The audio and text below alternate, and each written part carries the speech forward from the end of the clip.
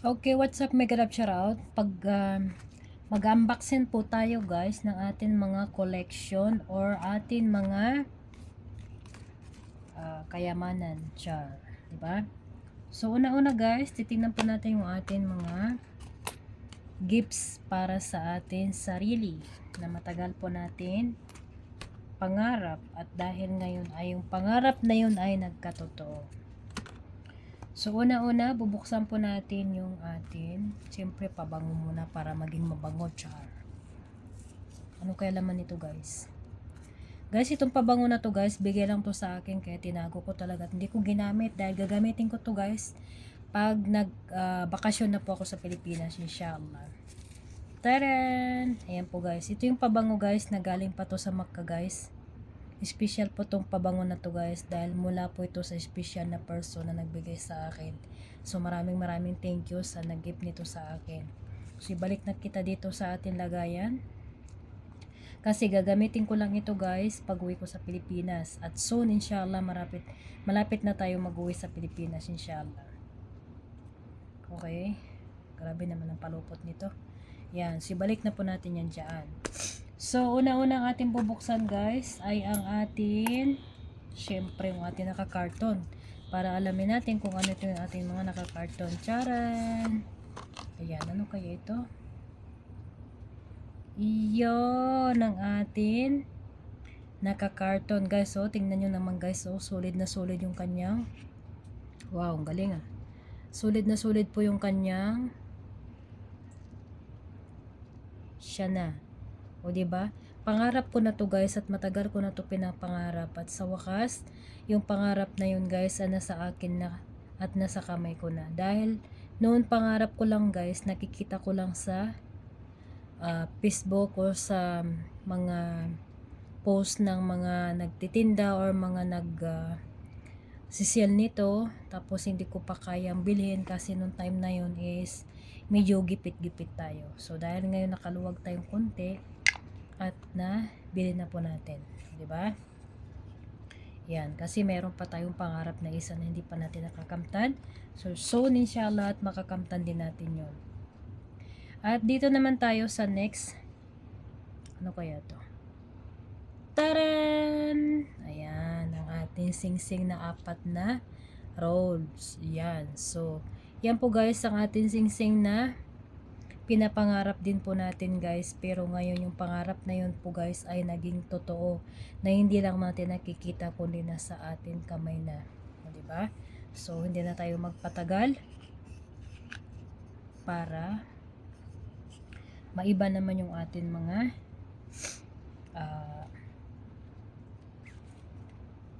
yan na naman yung mga coins na yan kasi kasama na yan sa bilang yung ating mga coins. So ito naman guys ang atin bubuksan, pangatlo. Ano kaya laman nito? Taran! Alam, malapit na matapon. So sing-sing pa rin yan guys, nakikita nyo guys. Dahil ako guys, mahilig talaga ako mangoleksyon ng mga koleksyon ng mga gusto ko. Pag nakita ko, pag hindi ko nakuha, tutulo lang ang laway ko pag hindi ko nakita. Pero dahil nakuha ko na yung ating koleksyon, hindi na tumulo ang laway natin, char. So guys, hindi ko pala ito pinagayabang guys sa inyo guys, kundi pinapa-inspire ko lang kayo guys. Napapa-inspire po ako kasi nga po guys, siyempre nga naman sa sobrang tagal natin nagtatrabaho, sobrang tagal natin nasa sakripisyo, at sobrang tagal din natin nangangarap na sana'y kahit hindi naman tayo magyaman, basta 24/7 tayo kumakain ng 3-4 na beses sa isang araw, na hindi tayo nang hihingi sa kapitbahay natin, at lalong hindi tayo tumitingala sa iba. So yan guys. So hindi man to kalakihan guys, so napakasimple at napaka liit na bagay, pero para sa akin dahil pinaghirapan ko to guys, is ito ay maliit na bagay para sa inyo at maliit na bagay sa paningin nyo, pero para sa akin special na bagay para sa akin dahil mula sa puso at mula sa luha at mula sa paghihirap sa 24/7 na pagsisikap. O diba, kahit nga magkanda hilo-hilo ka na nga, sige-sigilan ka lang, sige-sige ka lang gagapang para lang matupad mo yung pangarap mo, dahil yung pangarap na yung guys ay nagkatotoo. O diba? Sana true, sana all na lang, mapapasana all na lang tayo. So guys, Box na po tayo guys. Okay. Ayaw mo tumayo, ganyan ka lang. O, diba? Ayan, so nakatatlo na po tayo guys. So next naman natin bubuksan na yung ating karton. So ano kayang naman ito? Simple, nakita na natin. Ayun. So ito naman guys, maliit lang ang kanyang pendant. Yan, maliit lang ang kanyang pendant pero malaking bagay na to para sa akin dahil mula to sa luho at mula sa pagod at mula sa sikap, sariling sikap. Ayan po guys. Ayan. Maganda kasi guys, mag-ipon ka na sa sarili mong sikap at nasa sarili mong pangarap dahil ang kagandahan sa sarili mong sikap at nasa sarili mong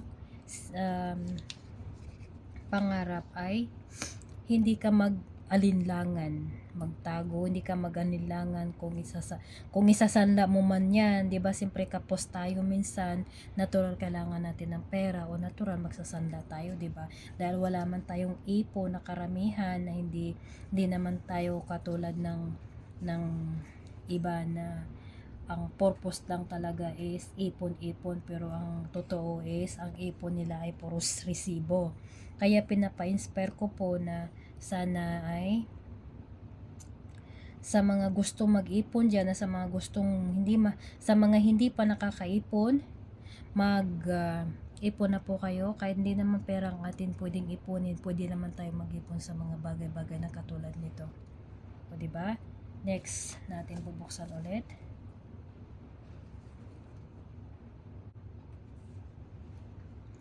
Okay guys, so next bubuksan po natin ay ang pang 5 kasi nabuksan na po natin yung atin pang 4. Okay guys, ayan po guys yung pang 4. Umupo kayo dyan ng maayos kaya magjo-duty pa tayo. Yan yung pang 4 guys. Okay, so ating bubuksan ulit ay ang pang 5. Ano kaya to? Yun ang ating pang 5 guys. Kita nyo naman guys, ang ating pang 5. Nasurprise ako dito sa ating pang 5. Ay, meron pala dito dapat yung ano niya. Pang 5 at ang pang 6 guys ang ating bubuksan. Dito tayo guys. Yun naman ang atin. Yan. At meron din tayo niyan. At meron din tayo niyan. At meron din tayo niyan. O diba? Meron din tayo niyan. O diba? So dahil mayroon tayong dito niyan at meron din tayong orolyo. O diba? So tabi-tabi muna natin yan, panglagayan natin. Kasi ito ay dito dapat to. Kita mo yan, nag-unboxing na ako. Dito dapat to guys kasi dito dapat yung kanyang hikaw. Yan dapat, pero hindi na nakalagay. So yan, unboxing po natin yan guys. Ayan. Ito yung pinaka-paborito ko sa lahat guys na nabili natin na panghuli na gifts para sa ating sarili. Yan.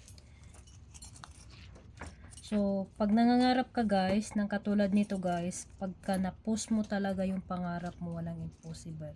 Walang impossible na hindi mo makuha. Maliit man yan o malaki, para sa akin. Wala, nangupas na yan. Maliit man yan guys sa paningin nyo, pero para sa akin ay napakalaking bagay nito dahil mula sa luho at mula sa pinaghirapan at mula sa 24/7 nagsisikap na walang katigil-tigil sa utos ng 24 hours. Pero dahil ginagampanan natin ang dapat natin gampanan dahil yun ay trabaho, dahil yun ay atin obligasyon, di ba? So yan guys, nakikita nyo guys, hindi siya kalakihan, pero para sa akin, hindi ko pinagyayabang at lalong hindi ko ito hindi ko pinagyayabang sa akin lang guys, sa mga wala pang naipon katulad nito guys. Kahit na hindi na kayo makaipon ng pera, kung meron kayo dito, kahit hindi naman kalakihan, at least meron kayo. Dahil pagdating ng araw na uuwi tayo sa Pilipinas, hindi naman ganong kalaki ang ating pera at ganong kalaki ang ating naipon. So at least meron tayo nito. O, di ba? So, ito guys, pinapakita ko lang ito guys. Sa tagal ko ng panahon guys na hindi ko man to guys nabili na tagda, kundi binili ko to guys ng isa-isa. Pa-isa-isa, pa-isa-isa. Hanggang sa umabot ako ng ganito. Pero ito para sa akin, ito ay napakalaking bagay. Maliit man na bagay sa inyo, sa akala nyo ako'y nagyayabang, pero hindi ko yung pinagyayabang, kundi pinapa-inspire ko lang kayo guys. Kasi sa totoo lang guys, sa mga kasamahan ko guys, wala din silang ipon dahil bawat sahod nila puro sa Pilipinas pinapadala. Ganyan din ako noon araw. Wala din kaming pagkaiba noon panahon na hindi ko pa naisipan na mahirap pag ikaw ang nawalan, na ikaw na nga to nagtatrabaho, ikaw pa to ay walang na naiipon o kinikita sa pinaghirapan mo, hindi ba? Kaya para sa akin ito ay napakalaking bagay. Oo guys, kasi pinaghirapan to guys. At ito ay pinupus ko talaga na makuha ko dahil pangarap ko talaga na magkaroon ako ng ganito. Oo guys. Dahil noon guys, puro ako padala ng padala. Kung hindi ako makapadala ng pera, nagpapadala ako ng cargo. Kung hindi ako makapadala ng cargo, kung ano-ano na lang yung pinapadala ko, yung cargo na yun ay pinamimigay ko lang din. Yung iba naman ay binibinta. Ang binta naman noon guys, ay hindi naman napupunta sa akin. Tapos, yung pinamimigay naman yung thank you ni Huniha, wala. Kaya, natuto din ako magtabi para sa sarili ko. Ganon. O, diba? So, at least, hindi man yung kalakihan at hindi naman yung karamihan, pero, para sa akin guys, napakalaking bagay dahil mula sa luho at mula sa pagod at mula sa puyat at mula sa pinaghirapan. So mayroon pa pala tayo dito guys. Ayan guys, so ito guys yung 18 key na Carter, nabili ko din to guys sa online. Pagkabili ko nito guys is nasa 200 mahigit. Kasi nga daw 18k. Kaya kinuha ko. Tapos, yun, 18k na nabili ko sa online. So, meron ito siyang box. Hindi ako sure kung nasa ng box niya. Baka ito nga yung box niya. Yan guys, ang kanyang box. Kasi yung mga box nito guys ay pinagtatapon ko na dahil medyo may katagalan na rin ito. Kaya, wala na silang box. Yan, yung tatlo na po yan na yan, mga tatlo na yan ay wala na po silang box. Yan, hindi man yung kalaki yan. So, nung nagpunta pala ako guys sa sa Harrods ng Riyadh, nagsingsing po ako ng ganito din po guys. Malaki pa dito guys.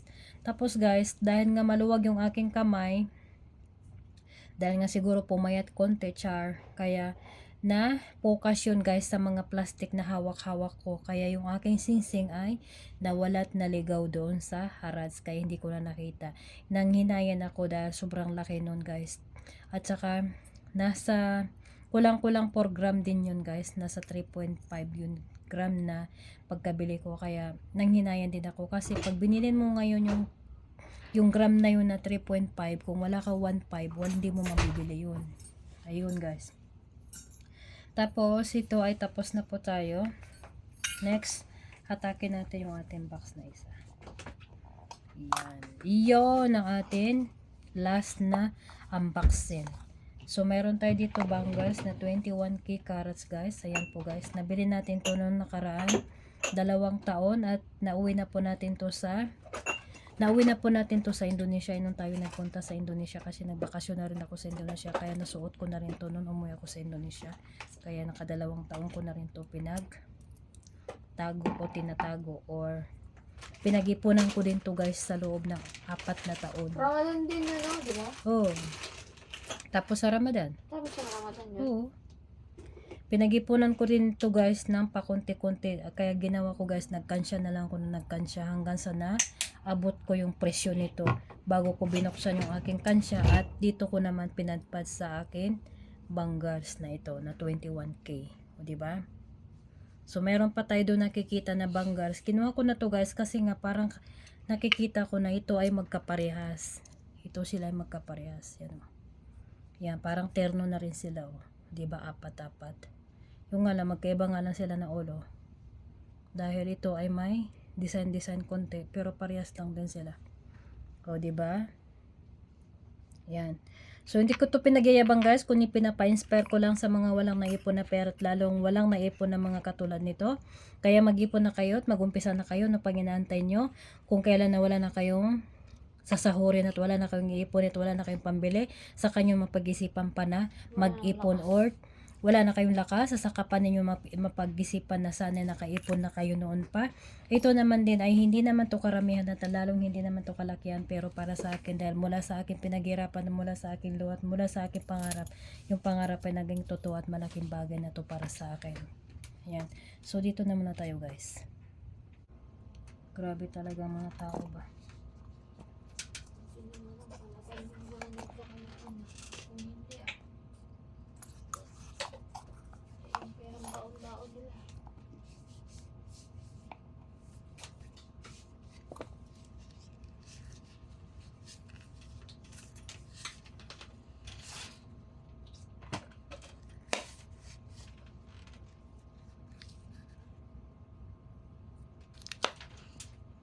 Okay. Nagpupo na pa. Wala nga po. Nabuksan mo na yan naman? Ewan ko, hindi mo na. Di pa pumasok? Wala pa. Umaga pa lang sa atin. Ah, linggo pa naman. Ah, wala pa yan. Linggo pa pala ngayon.